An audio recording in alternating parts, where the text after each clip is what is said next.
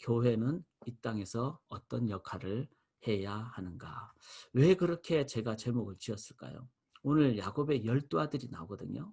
근데 하나님은 이 12아들을 이제 우리가 조금 전에 지도를 봤듯이 가나안 땅에 다 땅 분배를 골고루 해주는, 그래서 그 땅을 통해서 이제 자손이 이스라엘 전체를 한 국가를 이루게 되는, 그리고 국가의 그 부분들이 다 되는 12지파로 됩니다.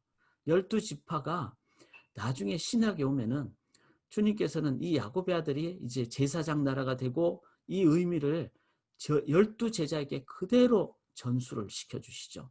그래서 제가 누누이 말씀드리지만 한 명이 탈락하잖아요. 가룟 유다. 그럼 11명이면은 실은 11명 데리고 할 수 있는데, 또 후보자 2명을 뽑게 해서 13명, 그 11명이나 12명이나 13명이나 뭐 실은 다 후보자들도 2명은 같이 다녔고 또 예수님의 그 행적을 따라서 그 제자였던 훈련을 같이 다 행했던, 그런 따라다녔던 사람들이었습니다. 그러니까 2명 다 해도 문제가 없는데 굳이 제비 뽑기를 해서 1명을 탈락시키고 12제자로 한 이유가 뭘까?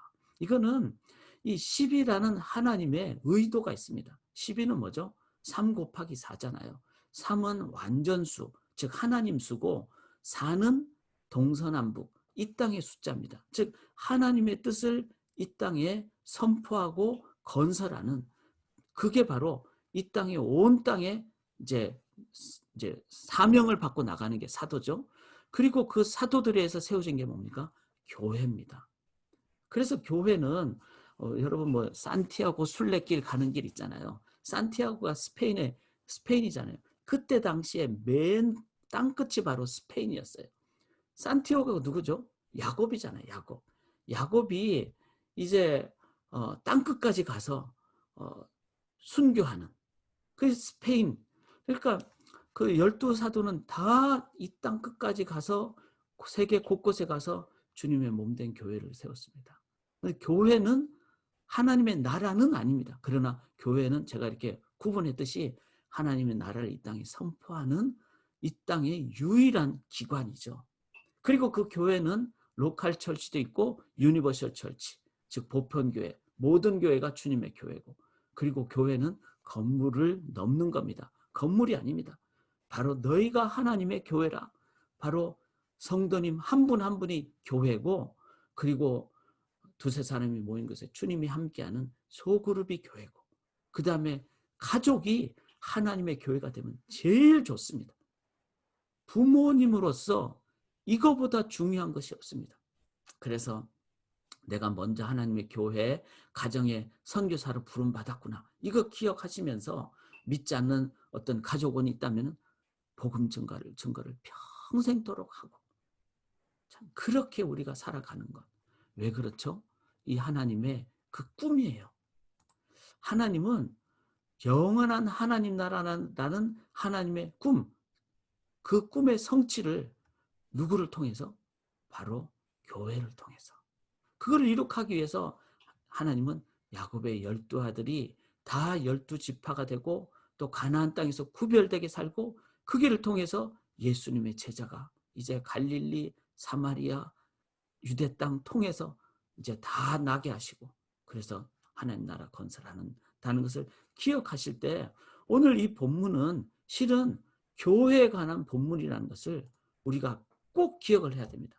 그렇다면은 야곱이 12자녀들에게 복을 줬는데, 이제 오늘 본문에서 보시면 이제 스불론 나오잖아요. 스불론은 제가 다 뭐 읽지는 않겠습니다만은, 여러분 이제 본문 보시면서 보시면 13절에 스불론은 해변 이렇게 나오죠. 무역 상업, 그러니까 무역 상업 경제 쪽으로. 그 다음에 이사갈은 14절에 보면 양의 우리 사이에 꿀 앉은 건장한, 즉 이 건장한, 즉 노동하는, 육체적인 노동하는, 농사도 하고 이런 역할을 주시죠. 단은 뭐죠? 단은 이제 16절인데 16절에 보면은 백성을 심판하는, 단의 자손 중에 하나가 삼손, 사사가 나왔잖아요. 삼손은 저지스, 심판하는, 판단하는. 그래서 이 땅에 하나님의 분별력으로 판단케 하는 그런 역할을 하는. 그 다음에 이제 갓이 나오는데 제가 구절을 잘못 적었네요. 19절인데 갓은 군대의 추격을 받느라 곧 오리어 추격하는, 즉 용감한 그런 갓의 어떤 용맹성이 있습니다. 그리고 20절에 아셀은 먹을 것은 기름진 것이라. 즉 아셀은 그 풍성함의 어떤 그 복을 받았습니다. 그렇다면은 풍성함은 뭐죠?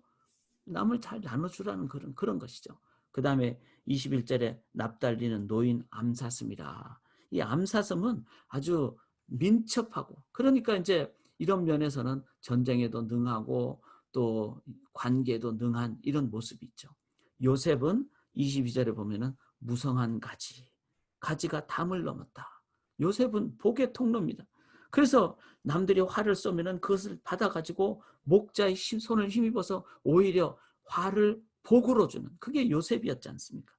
그리고 여기 참 25절이 아름다운 구절인데 그가 네게 복을 주실 것이라 위로 하늘의 복과 아래로 깊은 샘의 복과 젖먹이는 복과 태의 복이리로다.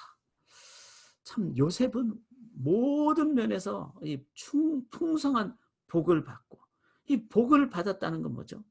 복은 남에게 나눠주는 통로가 되는 역할. 그래서 요셉은 복의 통로의 역할을 합니다. 그리고 이제 마지막 베냐민은 27절에 물어뜯는 일이라. 이제 움킨 것을 나눌 만큼 용맹한, 그래서 전쟁에 능한 지파가 이 베냐민이죠.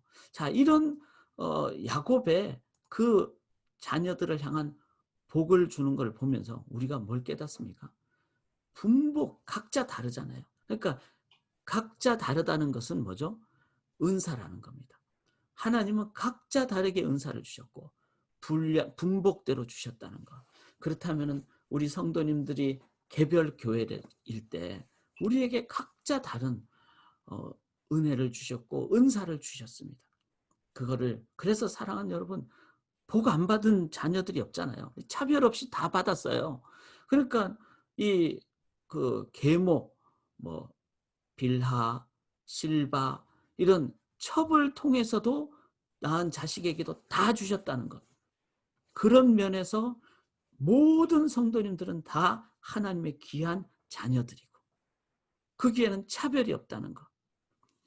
나이가 많든 적든 어떤 배경을 가졌든, 그리고 전부에게 다 주셨죠. 12자녀에게 다 주셨죠. 그 다음에 각자 다르게 주셨다는 겁니다. 그러니까 남의 땅을 좋아할 필요도 없어요. 아까 우리가 그 12지파 그 땅 분배를 받잖아요. 같이 들어가야 되고, 그 다음에 각자 다르게 주셨다는 것, 각자 역할이 다르다는 것, 그게 하나의 공동체라는 것. 그래서 이 소명대로 사는 사람은 진짜 하나님 나라의 중요한 역할을 하는 겁니다. 모두가 도시에 살면은 지금 농촌 목회는 누가 하겠습니까? 소는 누가 키우냐고요. 다 그냥 많은 곳으로 간다면은 섬에서 10명의 목회를 해야 되는 그 교회는 누가 섬기겠습니까? 사랑하는 여러분, 소명대로 사실 때 전체적으로 하나님 나라가 이루어집니다. 뿐만 아니라, 자, 야곱이 지금 죽으면서 이 유언을 내리고 축복을 줬잖아요. 그리고는 이 복은 어디까지 갑니까? 유다의 복은 메시아에까지 가고, 그리고 이 복은 지금 우리에게까지 오는, 즉 계승해서 주신다는 것을 기억을 해야 됩니다.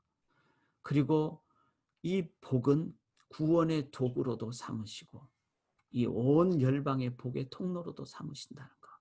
즉 교회가 하늘 문을 열고 닫는데 도구가 되고, 이 땅에서 복음 전파의 도구가 되고, 또 교회를 통해서 열방이 복을 받는, 요셉처럼 보디발의 집안이 복을 받고 또 애굽이 복을 받고, 이렇게 교회가 이 땅에서 해야 되는. 그래서 이 땅에서 가장 중요한 기관이 뭘까요? 교회입니다. 교회. 주님 오시기 전까지 여러분 미국 대통령도 아니에요. 미국 대통령도 하나님 뜻대로 안 하면 하나님 치십니다. 한국도 마찬가지고요. 그런 의미로 교회가 이번 미국 선거를 위해서 간절히 기도해야 되고, 하나님을 두려워하는 지도자가 선출되도록 간절히 기도해야 되고, 교회가 깨어 기도해야 되고, 이 교회, 야곱이 이렇게 복을 줬듯이 그 영적 복을 계승한 교회가 우리가 이제는 정말 중요한 역할이라는 거. 그래서 제가 적용으로 2050 비전을 계속 말씀드립니다. 저희가 지금 2020년이잖아요. 그러면 2050년까지 그때까지는 아무 일도 없고 그때 딱 이루어진다 이게 아니라 이 비전이란 말은 바로 지금부터 2020년부터 2050년까지 제가 왜 이 얘기를 드리는가 하면은 우리 한국적인 상황을 보시면은 1960년대 이제 교회가 그 시작을 했죠. 50년대 시작하고 60년대 시작하면서 60년대 이제 그 가난한 심령이 가난할 때 이제 한국 교회가 하나님을 부르짖었잖아요. 그래서 70년, 80년, 90년, 30년 동안 한국 교회는 실은 외적인 성장을 많이 했습니다. 그런데 그때 또 그 1970년에 복음으로 제대로 이 야곱의 축복처럼 했더라면은 그 세대가 그 다음 세대에 또 복을 주는 세대가 되는 거죠. 그런데 70년, 80년, 90년 그 30년 동안에 어떤 그 외적인 복에 너무 치중했거나 거기에 안일한 모습이 있었다면은 그 결과가 이제 2000년, 2010년, 2020년, 30년 동안 지금 우리에게 많은 도전을 직면을 하고 있잖아요. 자, 그렇다면은 지금 2020년 이때 우리가 하나님 앞에 진짜 야곱이 변하여 우리가 살 때 20년을 넘어서 30년, 40년, 50년 앞으로 30년 동안은 하나님의 그 우리가 야곱의 길을 걸어간다면은 그 복으로 2050년대에는 우리가 기뻐하며 살 수 있지 않을까. 그런 면에서 30년 비전이라는 겁니다. 이걸 위해서 제가 세 가지를 함께 나눕니다. 첫째는 아브라함과 이삭의 하나님, 신앙의 선조를 기억하고 감사합시다. 우리가 이제 우리의 선조 세대를 비판만 하거나 불평만 할 것이 아니라 선조 세대가에게 주신 소명이 있었잖아요. 그거를 우리가 감사히 받고 또 배우고 기억하고 그 다음에 현재로서는 우리로서는 야곱으로 살지 말고 이스라엘로 살기로. 이스라엘이 뭐죠? 하나님 이기다는 뜻이지 않습니까? 이제는 내 속에 야곱이 다 빠지고 하나님이 다 완전히 정복하셔서 내 환도뼈 다 부러져 가지고 부서져 버리고 그냥 완전히 소재처럼 그냥 빠져서 내 속에는 야곱의 모습이 다 없어지고 하나님의 모습, 이스라엘의 모습만 있도록 남은 평생 사실 때 우리 자녀들에게 이제는 야곱의 복이 아니라 이스라엘의 복을 주는, 그래서 12지파가 이제는 12제자가 되고 사도가 다 되고 그들이 다 우리 자녀들이 교회의 삶을 살고 하나님 나라 건설의 세대로 될 때 이 2050년 2050의 비전은 구호만이 아니라 여러분 지금부터 우리가 이스라엘로 사시고 우리가 70년대 80년대 90년대 우리의 아버님 어머님들이 이렇게 놓으시는 그 신앙의 그 최선을 다하시는 것을 우리가 감사히 받고 우리 자녀들을 향하여 내가 이스라엘로 사시고 오늘도 자녀들 머리에 손 얹고 축복하시고 기도하시고 그렇게 30년 사십시다. 그럴 때 우리가 언제 하나님 불러가실지 모르지만 그때가 우리는 눈을 편안히 감고 기쁨으로 우리의 자녀를 주님 앞에서 보게 될 줄 믿습니다. 여러분, 이 49장은 교회를 향한 하나님의 축복장입니다. 오늘도 기억하시면서 감사하시면서 소명대로 사시면서 이스라엘로 사시기를 주님의 이름으로 간절히 기원합니다. 좁은 길을 걷지만 어제 말씀드렸듯이 성령에 민감하시게 오늘도 성령으로 인도함 받으시기를. 성령이 계시네 할렐루야 함께 하시네 좁은 길을 걸으며 밤낮 기뻐하는 것 주의 영이 함께함이라멘. 우리 함께 하나님 말씀을 토대로 기도로 나가도록 하겠습니다.